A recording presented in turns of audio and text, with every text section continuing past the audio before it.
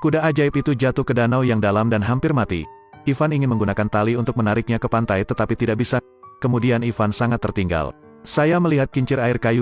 Ivan tiba-tiba punya ide. Dia mengambil salah satu ujung tali dan mengikatnya ke gulungan.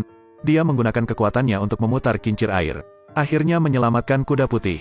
Setelah turun, kuda putih itu mengeluarkan tangisan lemah. Kuda ajaib itu sangat tersentuh sehingga dia bahkan meneteskan air mata. Ivan berjalan mendekat untuk memberi tanda bahwa dia bisa pergi sekarang. Kuda putih itu tiba-tiba meletakkan dua kuku depannya.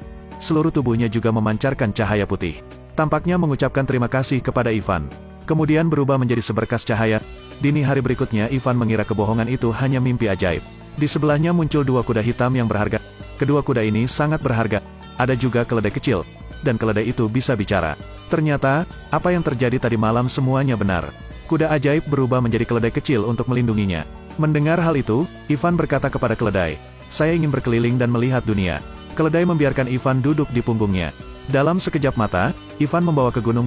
Kecepatannya bahkan lebih cepat dari pesawat jet. Kemudian ia berteriak, dan dua kuda yang berharga datang berlari. Dari sana Ivan memulai perjalanannya. Namun sayang ketika Ivan baru tiba di kerajaan tertentu. Raja melihat dua kuda yang berharga melalui teleskop. Dia memerintahkan bawahannya untuk merampok mereka. Tapi keledai tidak akan membiarkan dia melakukan itu. Itu tidak pernah membiarkan Ivan menderita. Itu memberikan tangisan yang sangat keras. Segera, kedua kuda itu bergegas keluar dari kastil. Di belakang adalah raja mengejar. Tapi raja jatuh dan membenamkan kepalanya di tumpukan tepung.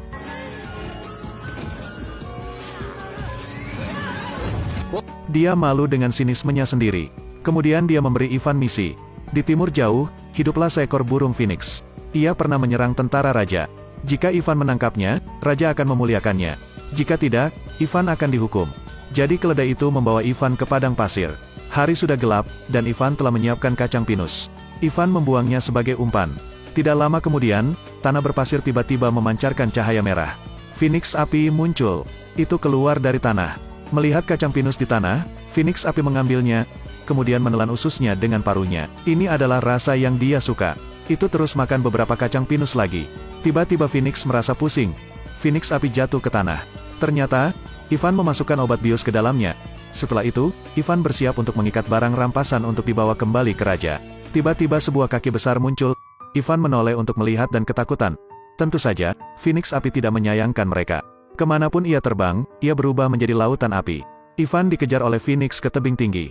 Tidak ada cara lain, dia harus berhenti. Kemudian, dia membuang sisa biji pinus. Tanpa diduga, Phoenix langsung memakan kacang pinus.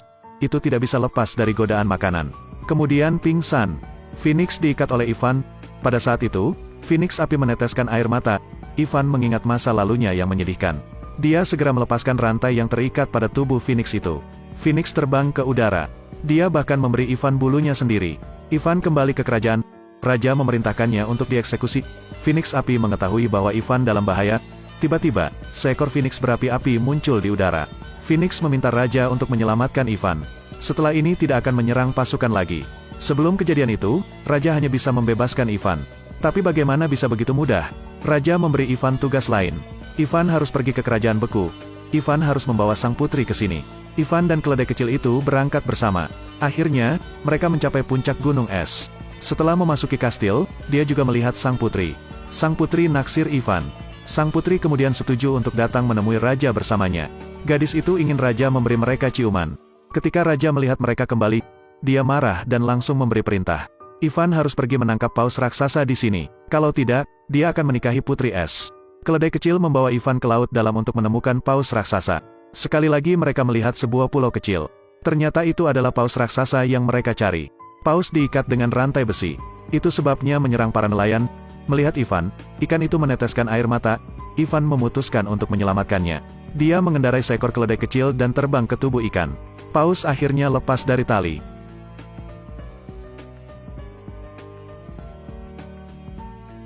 Paus itu kemudian melepaskan para nelayan yang telah ditelannya sebelumnya. Paus meminta kepiting kecil untuk memberinya cincin berlian. Ivan kembali ke kerajaan lagi. Dia ingin menyelundupkan sang putri keluar. Keduanya akan melarikan diri bersama. Tapi raja mengetahuinya. Dia mengambil pistol dan memukul keledai kecil itu. Keesokan harinya Ivan dibawa ke pengadilan. Dia membuat permintaan yang membingungkan. Saat itu Ivan harus terjun ke 3 smelter.